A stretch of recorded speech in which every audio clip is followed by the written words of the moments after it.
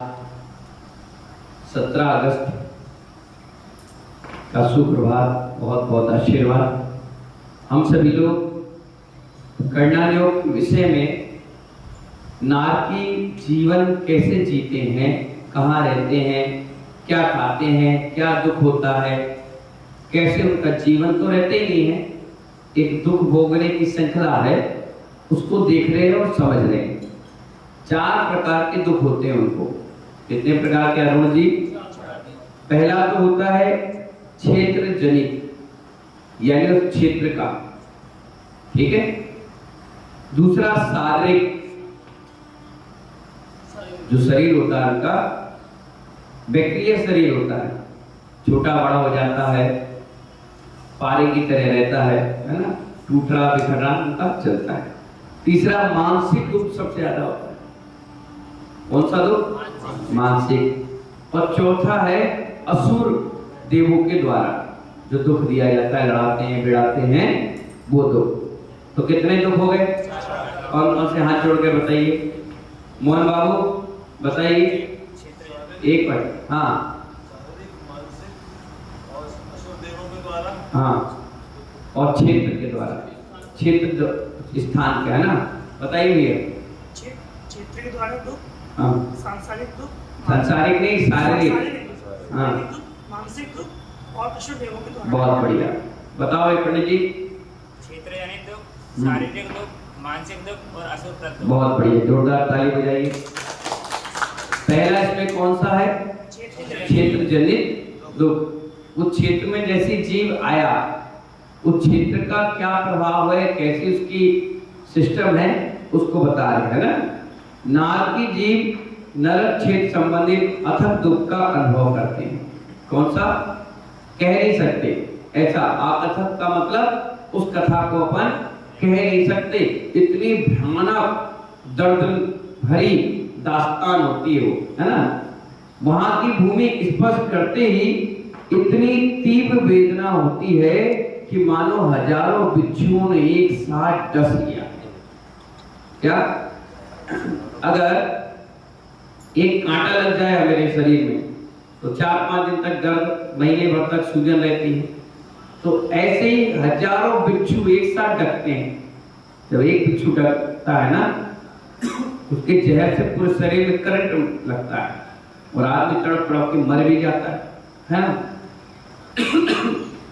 तो 1000 बिच्छू एक साथ जब काटते हैं तो क्या होता है अग्रवाल जी? वेदना होती, तड़पता आदमी। तो ऐसे ही धरती को छू लेने मात्र से, इतनी विषाक्त धरती होती, इतनी गंदी वहां की वायुमंडल होता है कि छूने मात्र से ही ऐसा लगता है कि हजारों बिच्छुओं ने एक साथ काट लिया है। एनर्जी फुल धरती नहीं होती, बिल्कुल बेकार। जैसे आप प्रॉपर्टी डीलर हो अध्यक्ष जी, अरुण जी, तो कई जमीन तो देखते ही मन बड़ा अच्छा लगता है, कई जमीन पर देखते हैं अरे यार इसमें तो कुछ है ही, बिल्कुल बेकार, मजा नहीं आ रहा। तो जो बेकार है ना, इससे 1000 लाख गुना बेकार नरक की जमीन होती है। ना वो पेड़ पौधे होते, ना अनाज होता है, ना पानी होता है, ना वनस्पति होती है, ना खनिज होता है। तो एनर्जी फुल नहीं होती, वो सुस्त रहती है जमीन, बिल्कुल, है ना। तो 1000 बिच्छुओं ने डस लिया हो, ऐसी वेदना होती है। वहां की मिट्टी और नारकी जीवों की शरीर अत्यंत दुर्गंधित होता है। कैसा होता है? बहुत बदबूदार, गंदा, एकदम विभत्सा। देख लो तो आंख फटे फटे रह जाए भैया। जैसे अभी कोई व्यक्ति का चेहरा देखो तो कितना सुंदर लगता है, सब बढ़िया दिख रहे हो, और कोई ऐसा भी व्यक्ति आ जाता है जिसका चेहरा अजीब सा, काला सा और देख एकदम गंदा सा। देखना रास्ते में लोग मिलते हैं, अब देख के बोलते ओहो कहां से आ गया, कहां से आ गया, मतलब उससे 1000 गुना बेकार शरीर वहां रहता है। वो देख कर आदमी डर जाए, क्या वहां डर के मारे हार्ट फेल हो जाए आपका, तो इतना गंदा शरीर है ना, और बदबूदार। ऐसा कहा गया है कि 7वें नरक की मिट्टी इतनी दुर्गंधित होती है कि उसके गंध मात्र से 4 कोस तक के मनुष्य मर जाते हैं। क्या? अभी आप निकलो रास्ते में घूरा पड़ा होता है, कोई गाय कुत्ता जानवर भैंस मर जाती है, अपन रास्ते में विहार करते हैं तो बदबू आती है, नाक बंद कर लेते हैं, वह नाक भी बंद नहीं कर पाओगे तो इतनी दुर्गंध कि 4 कोस, कितना यानी 48 किलोमीटर तक का आदमी जितने भी लोग होंगे सब मर जाएंगे, उसकी दुर्गंध इतनी खतरनाक होती है। अब आप सोच लीजिए नरक कैसा होता है। यहां से ग्वालियर तक का चौराहा महाराजवाड़ा तक क्या हो जाएगा, एक लाइन से सब खत्म हो जाएगा अगर वहां का एक छोटा सा भी कण यहां ला करके रख दिया जाए। इतना खतरनाक और बदबूदार होती जमीन। इसके अतिरिक्त नरकों में तीव्र शीत और उष्ण वेदना भी होती है, मतलब इतनी गर्मी लगेगी कि मेरू पर्वत तक का लोहा एक क्षण में पिघल जाए, और इतनी ठंड होगी कि मेरू पर्वत तक का पहाड़ बन जाए ठंड से, बर्फ का, इतनी ठंड बिल्कुल कड़कड़ाती हुई, बहुत वेदना होती है, बहुत जबरदस्त। इसलिए अपन कहते हैं भैया नरक नहीं जाए, बस बाकी सब वेदना सहन करें, नरक की वेदना नहीं सहन करें, बहुत अत्यधिक परेशान का सामना करना पड़ता है। ऊपर के नरकों में इतनी गर्मी होती है, पहला दूसरा तीसरा नरक जो है उस नरकों में इतनी गर्मी होती है, यदि सुमेरु पर्वत के बराबर लोहा कोई शीतल पिंड भी वहां डाल दिया जाए तो क्षण मात्र में मोम की तरह पिघल जाता है, बिल्कुल इतनी तेज गर्मी। अब आप सोच लो, यहाँ 44-45 टेम्परेचर में हाई हवा मचाते हो, पंखा कूलर चाहिए, और वहां 1000 टेम्परेचर। अब आप सोचो कितना गजब का टेम्परेचर होगा। ये तो मैं उदाहरण बता रहा हूं, अंदाज बता रहा हूं, हजारों गुना टेम्परेचर रहता होगा, वहां ऐसा आदमी पिघल रहा है, वेदना ही वेदना है, कोई भी सहानुभूति नहीं है एक क्षण की भी। नीचे के नरकों में तीव्र शीत वेदना है, ऊपर गर्मी है, अब नीचे क्या है, ठंडक। जितनी ठंडक होगी उतनी लोग वहां पर चिल्लाएंगे। यदि सुमेरु पर्वत के बराबर किसी लोह पिंड को घोल डाल दिया जाए तो वो भी क्षण मात्र में जम जाए, इतनी ठंड, समझ गए। पहली पृथ्वी से लेकर 5वीं पृथ्वी के 2/3 भाग तक तो उष्ण वेदना होती है, कितनी, 5वें तक। उसके बाद नीचे शीत वेदना होती है।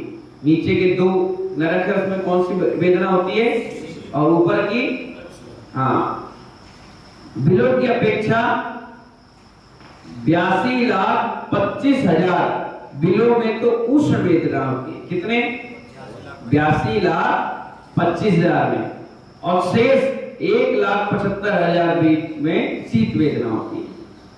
बताया ना, 1/3 समझ में आ गया। 82,25,000 में तो शीत और 1,75,000 में है उल्टा, हाँ, 82,25,000 में गर्मी और 1,75,000 में ठंडक। समझ गए, ठंडक ज्यादा नहीं है, गर्मी ज्यादा है।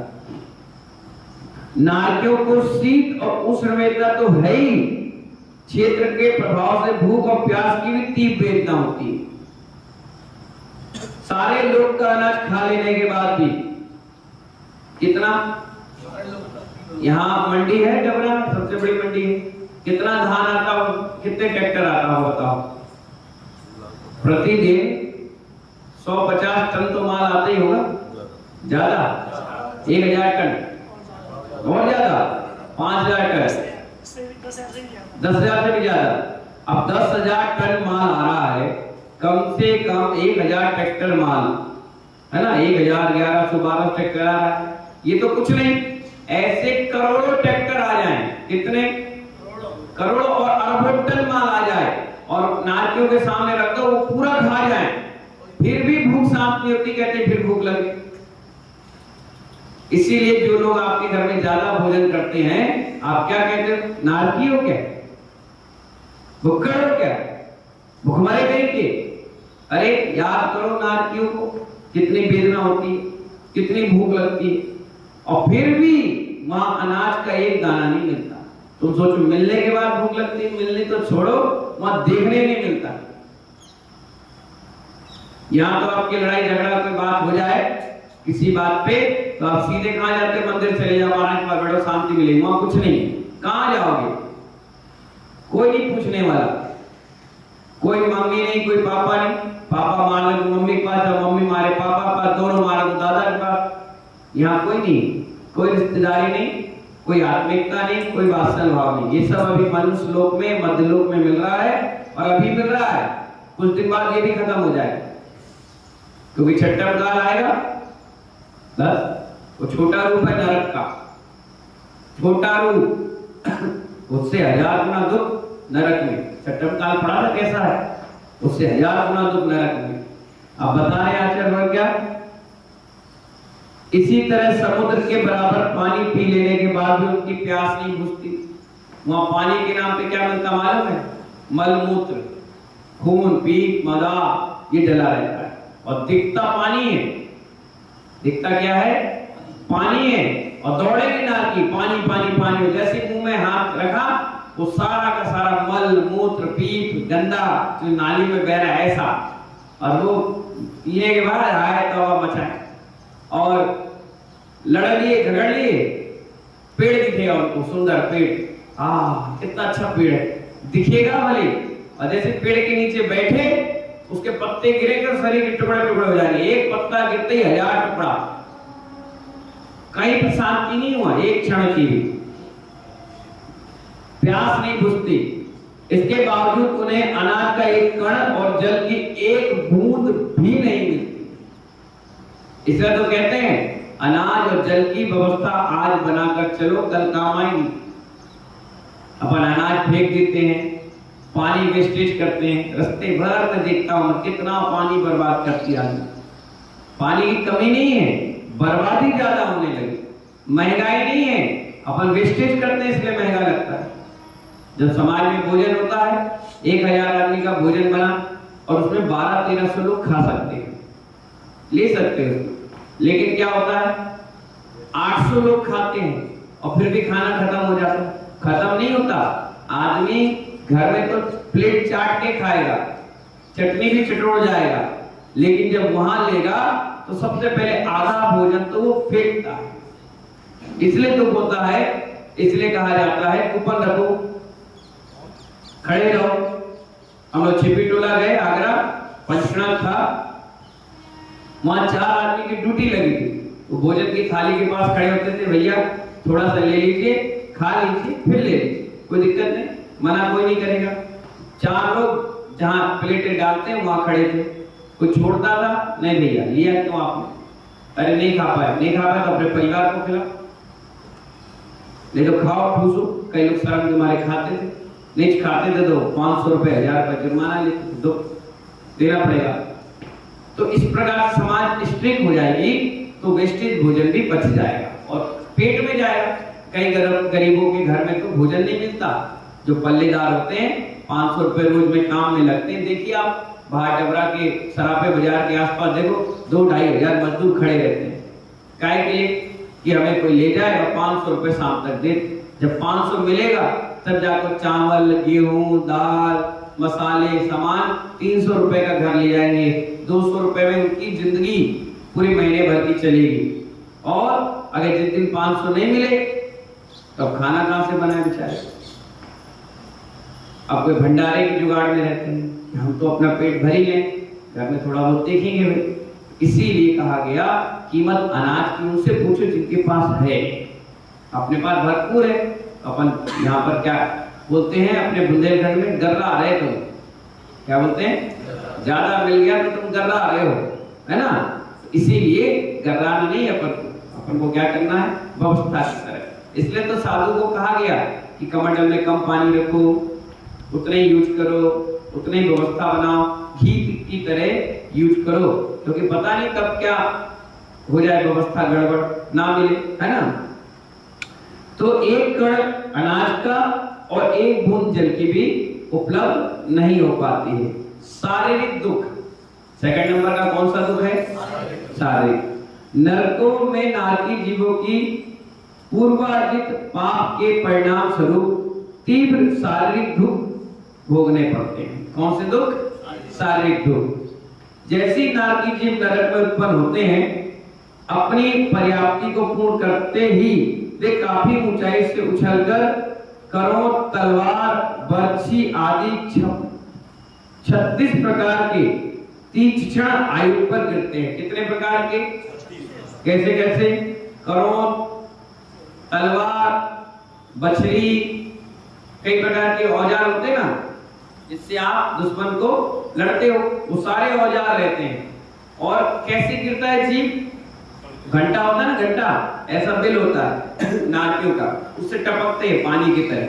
तो जब टपकते हैं तो नीचे गिरते हैं और फिर फुटबॉल की तरह ऊपर उठते हैं, फिर गिरते हैं, फिर उठते हैं। आप कभी वो लेना स्पंज वाली बॉल, रबड़ वाली आती है छोटी सी गुलगुली सी, उसको यूं फेंकना, एक बार जाएगी, दो बार जाएगी, तीन चार, कम से कम 150 बार उल्टा भी लेती है।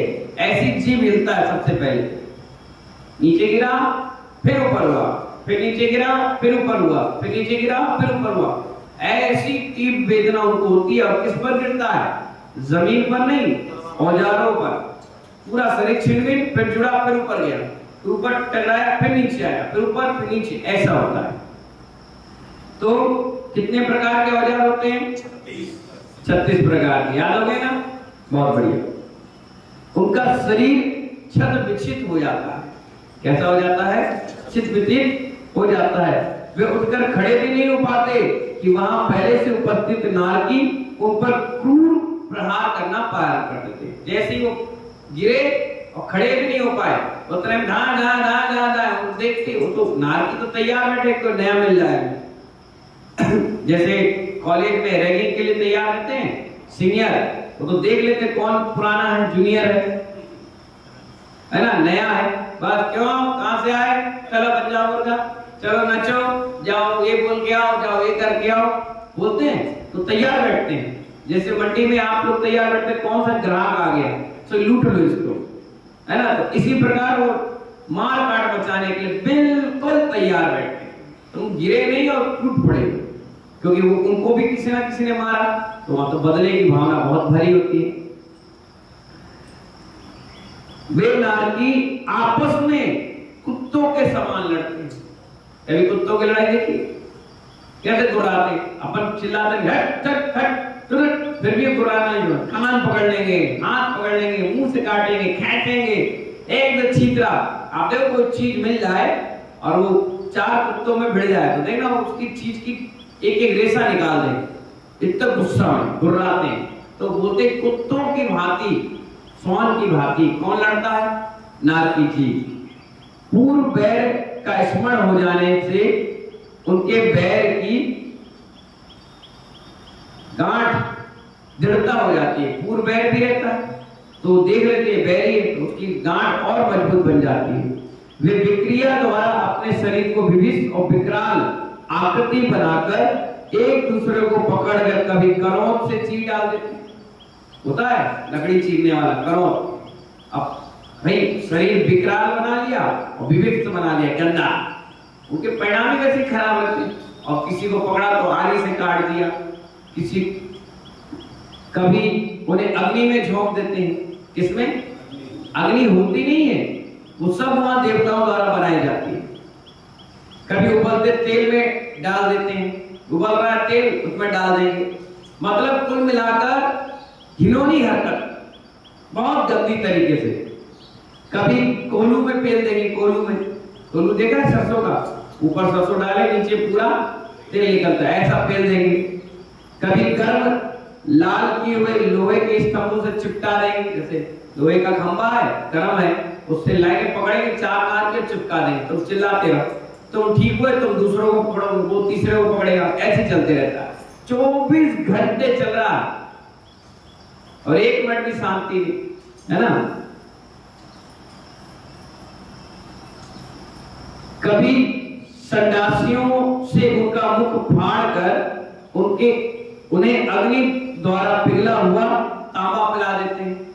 मुंह फाड़ा और गरम गरम तांबा डाल दिया मुंह में, अब चिल्लाते रहो, कोई नहीं सुनना। वो खड़े नहीं हो पाए और दूसरे को फिर पकड़ लेंगे, तीसरे, शांति तो 2 मिनट भी नहीं है। कभी उन्हें तलवार से तीक्ष्ण पत्तों वाले वृक्ष पर चढ़कर घसीटते हैं, जो तलवार जैसे होते ना पत्ते, उस पे लेकर के रगड़ेंगे उधर से इधर तक, उधर से इधर तक, बहुत गंदे तरीके से। इस प्रकार नारकी जीव अपने ही शरीर के विकराल आकृति तथा उसे अस्त्र शस्त्र रूप बनाकर मार काट करते हुए तीव्र शारीरिक दुख भोगते हैं। अपने शरीर को ही तलवार बना लेंगे। क्या बना लें? कोई बाहर से तलवार नहीं आती, अपने शरीर को ही बना लेते हैं, उसी से लोगों को मार काट मचाते रहेंगे। कोई तलवार बन गया, कोई आरी बन गया, कोई कुल्हाड़ी बन गया, कोई तीर धनुष माना बन गया, ऐसे चलते हैं वहां पर, है ना।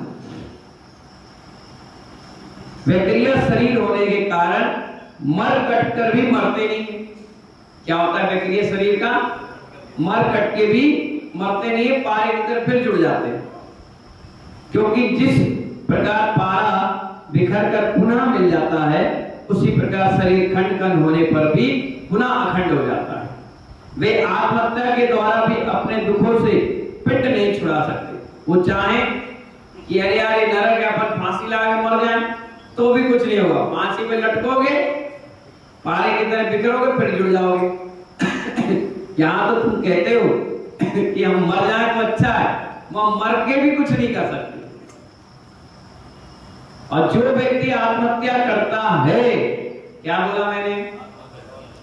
फांसी लगाया, जहर खाया, अपघात किया, कुएं में गिर गए, एक्सीडेंट में ऊपर से टपक गए। जितने लोग अपने स्वेच्छा से मरण करते हैं गिर गिर के, भाई आत्महत्या करूंगा मैं, परिणाम खराब करके, वो सब के सब नियम से नरक जाते हैं। कहां जाते हैं? और वेदना सहन करो, जाओ। यहाँ बच रहे थे, अब वहां बचोगे नहीं बेटा। यहाँ तो पत्नी पुचकार लेती थी, पिताजी बोल देते थे, माँ बोल देती थी, वहां कोई नहीं है, मरो मरो बेटा, अच्छे से मरो। वे आत्महत्या के द्वारा भी अपने दुखों से पिंड नहीं छुड़ा सकते। वो अपनी आयु पर्यंत तीव्र दुख भोगना ही पड़ता है। अगर 1 सागर आयु है तो सोच लो पूरा भोगना ही पड़ेगा। 3 है तो 3, 10,000 है तो 10,000 भोगना ही पड़ेगा। कई ऐसे जीव है जो वहां से निकलकर तीर्थंकर भी बनेंगे।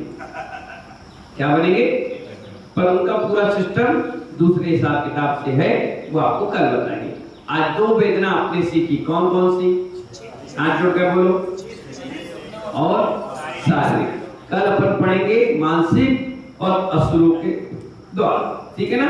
जय बोले महावीर भगवान की।